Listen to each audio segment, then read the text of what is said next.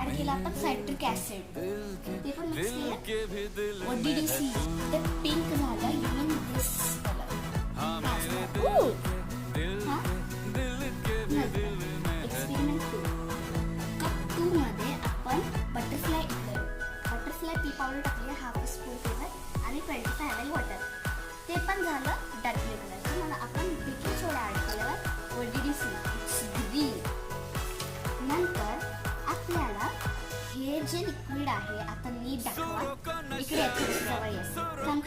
आता हे जे ग्रीन कलरचं लिक्विड आहे ते जेव्हा आपण ह्याच्यात टाकतो तेव्हा बघितलं